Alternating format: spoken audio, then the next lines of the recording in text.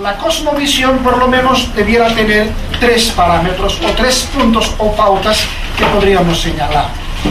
En primer lugar, esta vinculación del hombre con el cosmos tiene que fundarse en una suerte de armonía. En cuanto a vincularse el ser humano con la historia, la sociedad, la cultura, lo que habíamos apuntado rápidamente, no podemos perder de vista el hecho histórico anterior.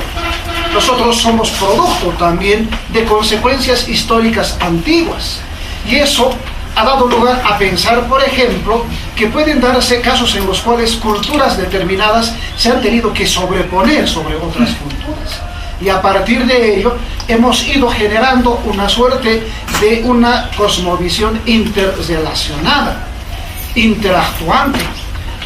Debemos saber, y esta era una conclusión muy interesante, que no estamos en contra de la ciencia ni de la tecnología.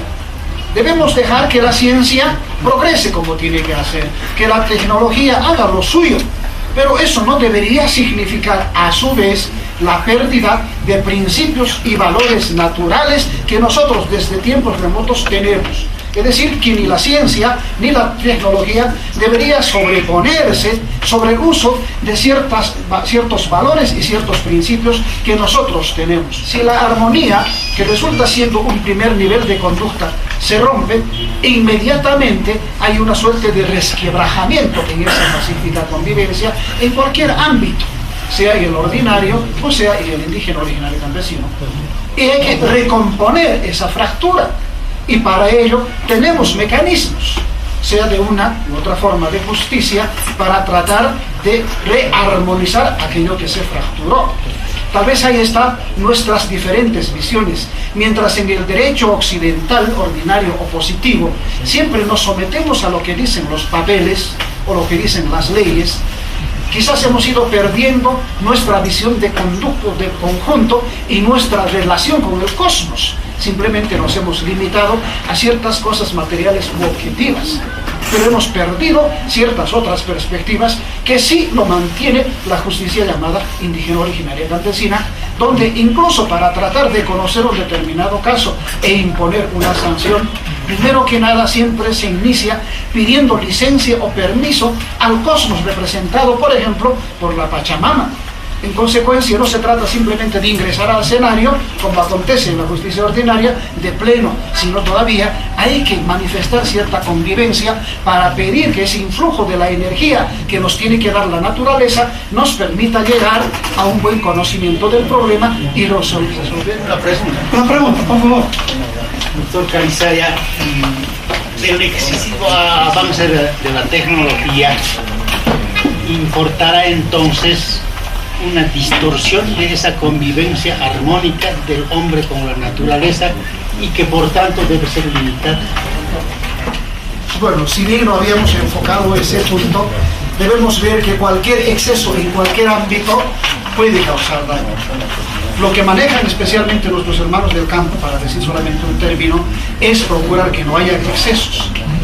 Hablábamos de un término que es la armonía. Todo avance científico de la naturaleza que fuese no debería romper esa armonía del ser humano con el cosmos. Es verdad que en la práctica pueden darse casos en los cuales hay un avance excesivo de la tecnología. El materialismo, estimado colega nuestro Ezequiel decía a veces, el excesivo afán de la materialidad que nosotros tenemos, afán de riqueza, afán de poder, afán de tantas cosas, nos hace perder perspectiva del rescate de esos valores originales. Y a partir de ello nosotros mismos nos desnaturalizamos. Creo que habría que entender que la ciencia avance como tenga que avanzar, pero que no nos perjudique también en romper valores y principios naturales que nosotros tenemos. La ciencia que avance, que la tecnología.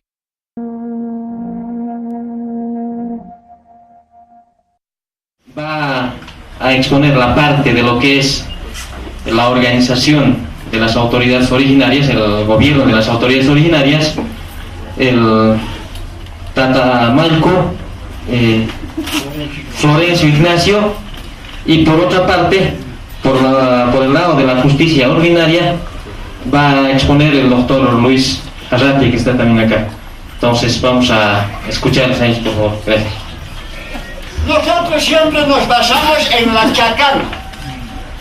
¿Qué es chacana? ¿Alguien puede responderme? Es la cruz andina. Es nuestro símbolo originario.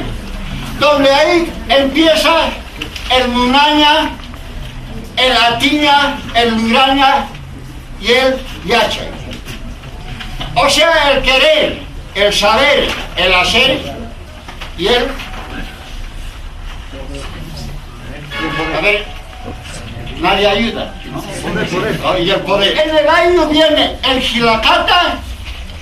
Yo les hablaré de mi sector y en muchos sectores hay de diferentes nombres, aunque la estructura organizativa es casi el mismo, solamente varía los nombres.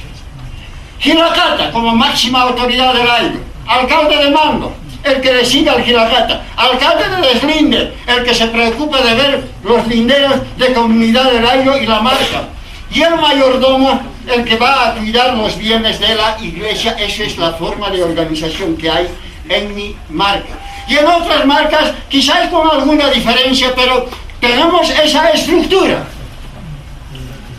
Luego se pasa a autoridad de la marca. ¿Quién es la autoridad de la marca? Es el Malcu mayor. Después de eso se pasa al suyo, donde actualmente yo estoy en el suyo Hatun Quillacas, estoy representando a mi marca Salinas como Malcu en Jaquiza. O sea, ese es el taqui, el camino que tenemos dentro de la estructura de gobierno originario. O sea, esto es por rotación. Dentro de la comunidad, cuando le toca hacer a uno de autoridad, tiene que hacerlo. Nadie escapa a eso. Cuando le toca en el año, de la misma manera debe de hacerlo. Nadie escapa. Pero la cosa un poco cambia ya a nivel de suyo. Ahí solamente van los más que hayan cumplido sus obligaciones de acuerdo al mandato que da los hermanos originarios indígenas, o sea, en este caso, nuestros huahuacaños. Tratemos de relacionarnos así en forma armónica, tanto la justicia originaria como la justicia ordinaria, para que nuestros hijos, nuestros huahuacaños, recuperemos el bien vivir. Ese es nuestro deseo de las autoridades originarias. Estamos en proceso. Particularmente yo les diré, de una comunidad a otra comunidad, la justicia o la forma de vida es diferente. Y si yo les digo, Hatun Quillacas Asanaque, somos un gobierno originario de 14 marcas, 74 años, más de 1000 comunidades, y esa forma de justicia o de forma de vida, más de 1000 formas, tenemos esa capacidad de poder sobrellevar y de poder administrar a nuestros huahuacaños para el bien vivir. Y yo quisiera de que también ustedes traten de hacer eso. Estoy seguro de que ustedes tienen la ley. La ley es uno solo para todos, dicen, ¿no es cierto? En nosotros la ley es diferente para la forma de vida que tenemos en cada comunidad, en cada marca, en cada ayllu y en cada suyo. Y lo vivimos bien, cuando no hay distorsión. Lo que yo les pediría es, tratemos de entender. Aquí tengo unos apuntes nomás para ver más o menos cómo hay una especie de comparación entre ambos sistemas. Cuando hablamos de la constitución del poder, cuando hablamos de los sistemas de gobierno, estamos hablando de las formas de constitución del poder. Y por lo que he escuchado, la forma de constitución y organización que tienen en comunidades, en ayllus, en marcas y en suyos, es una forma de cómo se organiza el poder. Pero habría que ver también, porque eso era una cuestión que tiene que ver cuáles son los componentes y funciones del ejercicio del poder. Y si este ejercicio del poder abarca todos los aspectos de la vida o solamente algunos aspectos de la vida. Bueno, en primer lugar, tanto en el sistema formal occidental como en el sistema de de los ayllus y marcas y comunidades empieza por una votación o por una manifestación de mayorías, porque para ser elegido en el corregidor o en la comunidad o en la unidad básica después de la familia hay un proceso de elección, ¿no? Lo mismo ocurre en nuestro sistema. Eso quiere decir que hay un proceso de generación del poder que se basa en un mandato popular. A pesar que en el sistema que tienen ellos, ese mandato solamente tiene un carácter inicial, porque a partir de ahí ya empiezan a rotar en sus cargos y empiezan en un proceso ascendente hasta llegar a Pumaycos, hasta el CONAMAC.